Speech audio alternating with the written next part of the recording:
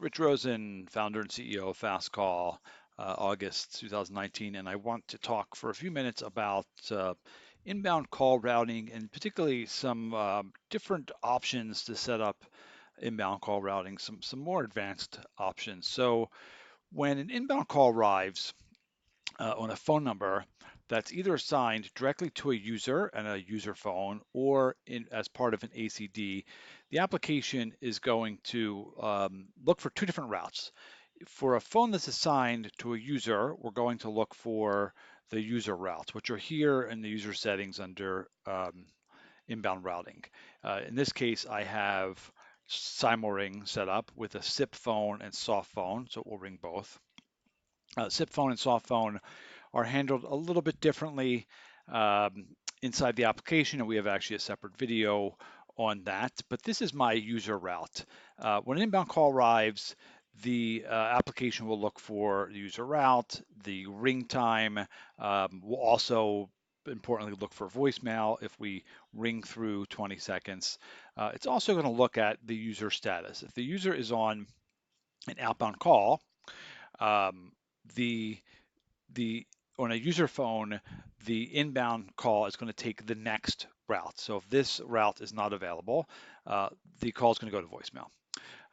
There are other ways to set up inbound routing, going back again to the status of the user. If the user is on another call, has made herself unavailable, or is blocked out of Salesforce. So all of those cases will put the user offline.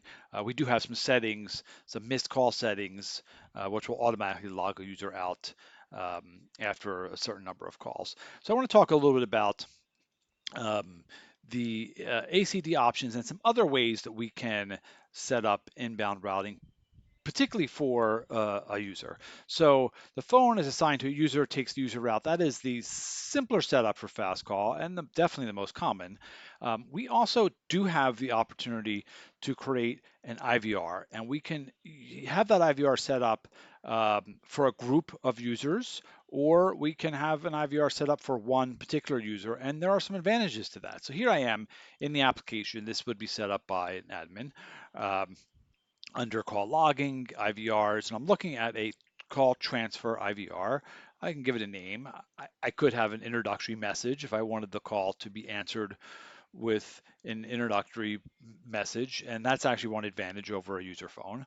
I pick my scope. Now the scope can be a user. In this case, it's really sort of behaving in the same way. The one difference here is if I set the scope for a user, I can say we're going to transfer the call to Andre. The one difference is compared to a user phone, if Andre doesn't answer the call, we can set up another transfer. So this could say it could go to to a group. It could go to well, this just says test, but it can go to another group of users. We can say ring Andre for 25 seconds, and instead of going to Andre's voicemail, then route the call to a group. So that's something we can do in an IVR, which is pretty helpful if we just don't want to go to Andre's voicemail. Another thing that we can do is we can sort of take in a slightly different path. We can route the call to a group, and we can transfer to a group that we set up. Now, this group that we set up can have as many users in it as well. I mean, it can have 10 users, 20 users, but it can also have one user. So if I wanted to set this up so we're routing to the group, and this group, let's say it says hello, it could be Andre, but this call could go to Andre. It enables us to set up some different type of routing options. And if we picked the queue option, what this would actually do is this would ring uh, Andre or hold the call until Andre becomes available. So if I set up an inbound routing using the more advanced IVR settings, but did so with a group that just had one user, I could keep the call on hold, um, repeating in a loop with waiting audio with an audio message, which I cannot hear. I can even say the position in the queue, which may or may not make sense for a user phone. um, and the option to press 0 if you wanted to go into the voicemail to get out of holding. But the difference here is if I set this up, and it is, I can do it in 5 minutes, but it's, definitely a more advanced setup. When the call arrives with a user phone, if Andre is on an active outbound call, the call's going to go right to his voicemail. If Andre is offline, the call's going to go right to his voicemail. If we set this up with the IVR, the ACD queue is just a, sort of a hold mechanism. The call is going to wait for Andre to come available. So if Andre makes an outbound call and finishes, and 5 seconds later, 10 seconds, 15 seconds, could even be, be a minute, um, that call that was holding, Andre could answer. Um, so instead of an inbound call coming in and Andre is either on a call or offline, it goes right to his voicemail.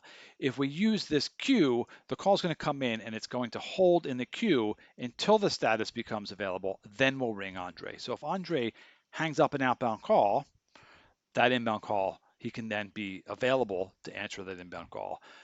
And while this user is holding in the queue, they can listen to um, uh, an audio message. Please hold, I'll be with you in a second. And you might play this. So we have um, the no answer queue timeout. I mean, you could set it to 2 minutes or a minute. I mean, it could be a minute, which means if Andre did not become available in a minute, it would still go to his voicemail. So instead of the call going directly to the voicemail because the user is not available, we could in fact keep the call on hold and still give that option that says um, press 0 to go directly to my voicemail so that that call can essentially hold for the user to become available. So this is a more sophisticated routing option either for a group, which is really what this was designed for, but it works very well for a single individual user with the option to not go directly to that